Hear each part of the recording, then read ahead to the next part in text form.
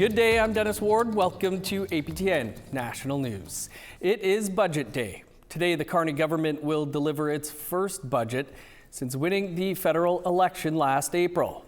Finance Minister François-Philippe Champagne will deliver the budget this afternoon at 4 p.m. Eastern Time. APTN News has reporters in the budget lockup at this hour. The Prime Minister started the day off with a cabinet meeting this morning. The minority Liberal government's budget will need to pass a confidence motion in the House of Commons. If it were to be voted down, we could be plunged into a federal election around Christmas. We'll bring you the details tonight on the budget on your APTN National News at 6 p.m. Eastern. Assembly of First Nations National Chief Cindy Woodhouse-Nepenak will also join us live on the show tonight for her opinion on the budget. The FN has called on the federal government to advance First Nations priorities in essential services, including support for children and families, policing, education, and languages. A 5-year-old girl from Sucker Creek First Nation in northern Alberta is still in hospital nearly 3 weeks after being attacked by stray dogs. APTN's Chris Stewart spoke to her mother and sister about what happened. And a warning, some of the images in this story are disturbing. Camila is autistic and nonverbal. On the afternoon of October 14th, her mother Ashley, sister Eve, and Eve's friend Zoe were outside their home at Sucker Creek doing lawn work. Ashley needed to use the washroom and told her daughter to watch over Camila. The girls were playing with new puppies. Ashley says she returned and noticed Camila was missing. The three began a frantic search. Ashley's sister and her friend found Camila being attacked by 3 dogs, including 2 German Shepherds. Zoe grabbed Camila's shoes and threw it at the dogs, and then I started running, and then I got to her, and then Zoe knocked on the neighbor's door, and then I picked up Camila, and I brought her inside. Camila suffered extensive wounds over her body. Her legs from the knees to her thighs and her urinary area was completely open, bleeding, and I mean like some of the gashes in her legs, like they were physically eating her. She called 911 3 times, but the call kept dropping. A friend drove them to a hospital in nearby High Prairie.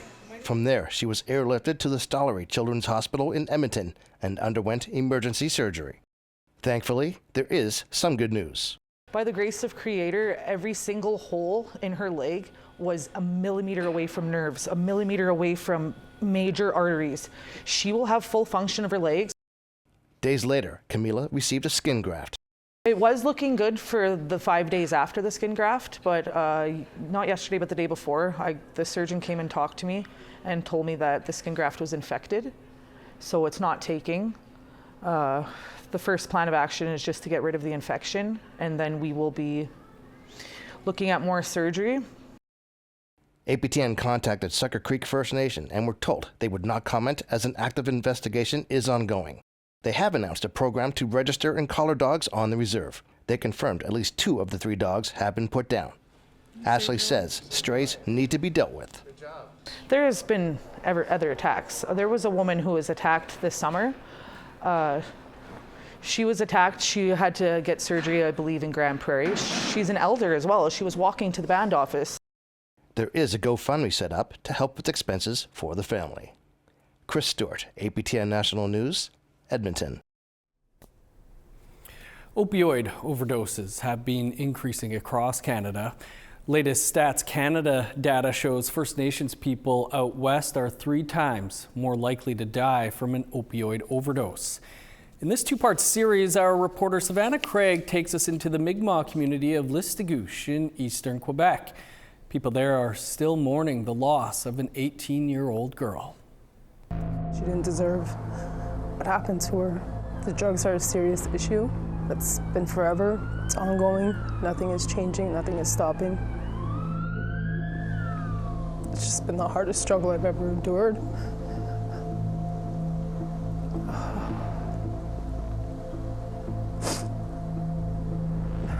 She shouldn't have died that way. She could have gotten help. He's already, I can't get out of bed. Right next to me is a sign commemorating the death of Savannah Metallic, who passed away in June of this year. It's a constant reminder that just one pill of fentanyl can kill. She was born June 13, 2007 at 8 pounds, 9 ounces, 21 inches long. Lacey Kondo shares memories of her daughter Savannah. For many in the community, including Lacey, Savannah's death represents a much larger issue: drugs in the community. Nothing has been done as far as the drugs in our community. They're still selling the exact same pill that killed my daughter. As a child, Savannah loved to dance. She did pom-pom, she did hip-hop, she did ballet, she did all of it. She became a teenager that loved children, with aspirations to one day become a mom. And this is her again, always holding somebody's baby. Twins. Savannah had a bubbly and caring personality. She's just happy to make people happy. That was one thing that she really loved to do. Now her mother carries her everywhere. And this is our matching tattoo. Her and I have the same tattoo. She got that 4 days before she passed. And this one was a gift. That's very nice. Yeah, so it opens up and it's her face. It's close to your heart. Close to my heart. Everywhere I go, she's with me. Lacey says Savannah was 5 months sober after going to rehab, but says her daughter ended up with the wrong crowd. If they would have just called 911, she would still be here, she would be alive. I had to go in there and see my daughter. Cold, stiff, blue lips, blue feet, foam coming out of her mouth, blood coming out of her nose. I spoke with people on and off camera who said the issue of drugs in the community is one of the biggest issues in Listagouche. Departments in Listagouche do not collect the rates of opioid overdoses. Even Statistics Canada has very little data collected from First Nations. I just want people to remember her kind heart. Lacey believes not enough is being done in the community. They're still selling the exact same pill that killed my daughter. Those are still on our streets. There's a lot. It's just painful to watch. It's like a slap in the face every single day. But other family members are looking for accountability too, including Savannah's great aunt, Anita Metallic. Nobody knows how to deal with this. It's like communities are struggling everywhere, like Hamilton, Cross Point. They're dealing with it. If you sold a pill to someone and they died, you need to be held accountable. At one point they were threatening, like, oh, well, you got family members, so you better calm down because they'll go after your family. Which kind of made it difficult for me. Other community members told APTN News they're hesitant to speak out against dealers for fear of retaliation. APTN News reached out to the Listagouche Mi'kmaq government to understand how the council is addressing the issue. However, we did not receive a response to our request. What's it gonna take? How many more people have to die? How many more children have to die? Tune in to APTN National News tomorrow night to watch the second part, where we speak with the Listagouche Police Department.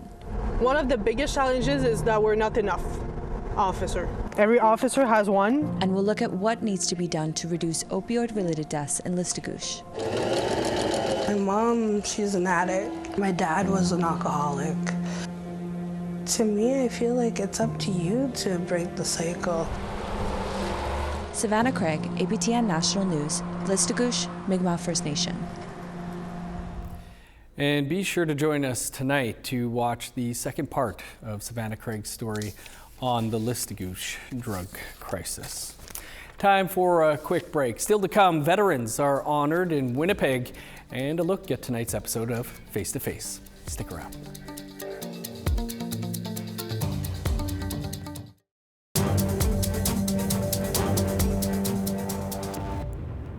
Welcome back. In Manitoba, the Southern Chiefs organization held its third annual Veterans Day Summit over the weekend, and our TR Wheatley attended the event and brings us more. Pretty wobbly. These veterans were honored at this summit for the sacrifices they made while protecting their country. The third annual event, called Look How Far We've Come, is hosted by SCO, the Southern Chiefs organization. identifying and reducing systemic barriers. That's Justin Woodcock. The 8-year Army and Navy veteran runs SEO's Veterans Program, offering traditional wraparound support year-round to roughly 200 First Nations men and women. We provide assistance with veteran affairs claims, monthly cultural workshops and events, peer support events, and we do advocacy for veteran issues at all levels of government. A big topic here. I apologize to every CAF member, veteran who experienced racism. The Canadian Armed Forces, or CAF, made an official apology in Ottawa last week. It brings mixed feelings for many in this room, including Joseph Mott of Skownan First Nation. I did 6 years, but I signed for 20 years. But some issues came up. They said bye-bye. July of 1985. I considered myself one of the bravest. I went to Europe for 4 years, standing toe-to-toe with the Russians. I wasn't scared to die for Canada. And a lot of us still feel that way. Many of us, like there still are people joining in droves. On top of compensation, many here want to see CAF provide financial support to Sikh traditional healers, something Master Warrant Officer Robert Brown heard loud and clear. How we do this moving forward. The Mistawasis Cree Nation band member was this year's keynote speaker. Brown's been in the military for 32 years and currently works closely with some of the most senior-ranking military members, a role that he takes seriously. I would say the opportunity to make change, and have the ability to kind of provide that education, the ability to, focus on that reconciliation, and just to bring awareness in the best way that we can to leadership. But for many veterans in this room, they say that change needs to come soon. They never got to see this apology. Saying too many veterans have died before getting what was owed to them for the sacrifices they made. T.R. Wheatley, APTN National News, Winnipeg. Filmmaker Shane Belcourt is our guest on an all-new episode of Face to Face, which airs tonight at 6:30 Eastern Time. His most recent documentary is Nina Damadi's Red Power Rising, a documentary about an Indigenous-led occupation in Anishinaabe Park over nearly 40 days in 1974. We also discussed what led him to go to film school. I mean, my sister's Christy Belcourt, the painter, and then my dad, Tony Belcourt, Indigenous rights advocate and leader, Auntie Maria and Harry Daniels always around, Lawrence Gladue, all these amazing luminaries of movement, of thought, of love for who we are. And then when I was like, I'm not that guy. I'm a little goofy. I like to have fun. I like to think through things, but I definitely want to not be a politician. I'm very uncomfortable in that space, and I love movies. Just, you know what I mean? I mean, you're sitting there and the logo comes on. I used to be able to hum every single production company's logo song, and I just was like, this is just so transformative. I am Luke Skywalker, I am all these people. I am Indiana Jones. Like, how does that happen? And that was just an art form that I was enthralled by. Time now to take a look at one of this week's web poll questions. And as mentioned, it is budget day today, and we're asking, do you think the federal budget will help people living in Canada? Yes, no, or unsure are your options there. You can go to our website, aptnnews.ca/poll to cast your ballot. Jordin Tootoo is the focus of a new documentary. We'll hear from the former NHLer after the break.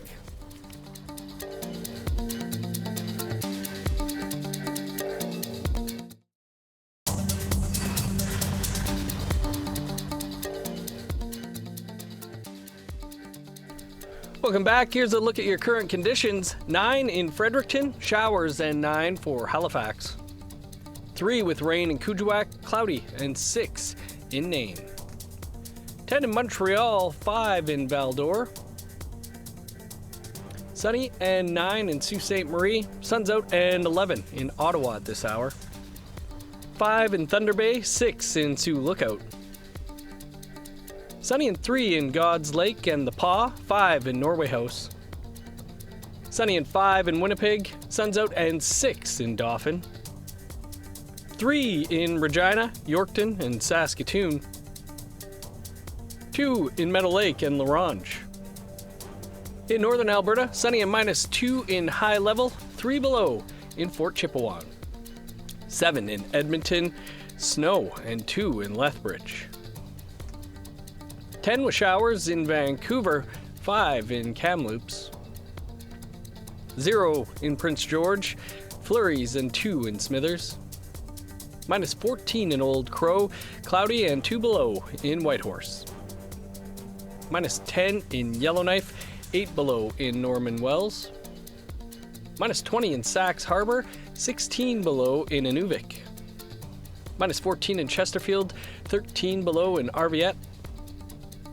-10 in Resolute, 0 with snow in Iqaluit. From the frozen tundra of the Arctic to the National Hockey League's biggest arenas, Enoch hockey player Jordin Tootoo thrilled crowds for a decade in the NHL. Tootoo's struggles off the ice are well documented, and he may be more well known today for his contributions as an advocate, mentor, and role model. The highs and lows of the Rankin Inlet hockey player are laid out in a new documentary simply titled Tootoo. For more on the film, our Creason Achkate spoke with Jordin earlier. Jordin Tootoo, great to have you with us, and nakomik for being here. You've previously laid out some of the highs and lows of your career and your life. What can people expect in this new Tootoo documentary? Yeah, it's been a ride and a half, to tell you the least. The last 5 years, having cameras around has been a lot of fun, a lot of learning. My story isn't just a hockey story. This documentary is a documentary for all walks of life, and there's a lot of heavy stuff. That being said, I think our people, our Indigenous communities, need to hear one of their own share their journeys, and for me, in my sobriety, my 14-year journey in sobriety has allowed me to work on myself and to be comfortable and content in my own skin. And 5 years ago, Scorgy Production approached me and wanted to do my life story, and at that time, being retired, I thought it was a perfect time to dive into it. And it's, to be honest, it's been a healing journey, not only for myself but my immediate family. I commend my mom and dad, how courageous they were to speak the truth and to really absorb a lot of our traumas and hardships, and help us move forward as a family. Those who have had a chance to see you speak will know that you're very upfront about your previous struggles of intergenerational trauma and finding a path forward to healing. Are you hoping this documentary will spark some of those difficult conversations? Absolutely. I advocate our people to share their story, because we've been fighting amongst each other for decades. We all know the history, and we've been waiting for somebody else to get the job done, and I choose to dive in with both feet, not knowing what the outcome will be. But I believe in today's society we need more of our men to step up to the plate, because we are the leaders in our communities, and we need to lead by example. Yes, there's a lot of trauma. We have a lot of baggage, and I carried a lot of shame and guilt. There's a lot of things I'm not proud of some of the things that I did, but I'm leaving that behind, and I choose to move forward in my journey, in my personal journey. And more often than not, a lot of our people, when we see one of our own becoming successful, we want to pull them back down. We need to elevate our own. We need to elevate our men, and we need to come together as a community. I always, when I go and do my public speaking, one of the things that I can really relate to is, when we're out on the land, we become one. when we're in our communities, we are divided. And we need to bring that mentality of being out on the land back into our communities. No, great messaging indeed. From leaving your home at a young age to play junior hockey to the big leagues and where you are today, how do you reflect back on all that you've gone through? A lot of gratefulness, a lot of humbling experiences, you know, a lot of ups and downs, but that's life. You know, I tell our people, in order for us to evolve, you're going to face a lot of failures. And today's generation, I see that failure is of no option, and kids are growing up scared to fail at something when, you know, our people back in the day, you know, in order to survive out on the land, we need each other. For many years, I thought I could control my sobriety and do it on my own, when in fact, you can't do it on your own. You need a team and you need a community. And you know, I always talk about our people coming together. Why do we always come together when there's tragedy? Why don't we come together and elevate and congratulate students, people in our community, and become whole? But that being said, we need the land. The land is where we become one. Yeah, no, so true there, Jordin. The film debuted on Super Channel and Apple TV last week. What's been the reaction so far from those who watched the documentary? I think there's been a lot of heads put up high. You know, I think my film shows a lot of men that it's okay to be vulnerable. It's okay to show weakness. It's okay to show emotion.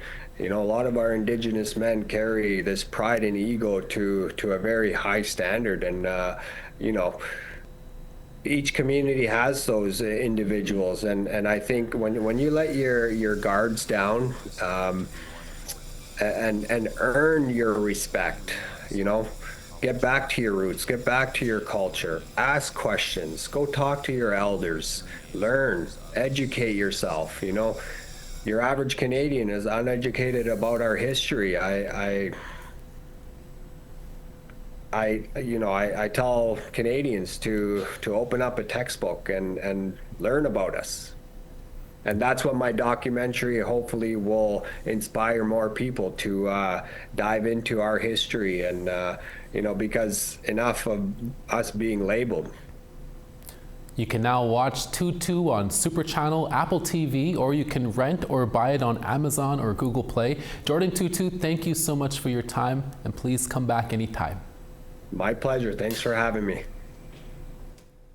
Looking forward to checking that one out. That is all the time we have for your first look at the day's news. You can stay up to date with the very latest by visiting our website, aptnnews.ca. And we will be back here at 6 p.m. Eastern Time with all of your budget details and much more. I'm Dennis Ward. Marcy McGuitch, thanks for being with us. Have a great afternoon.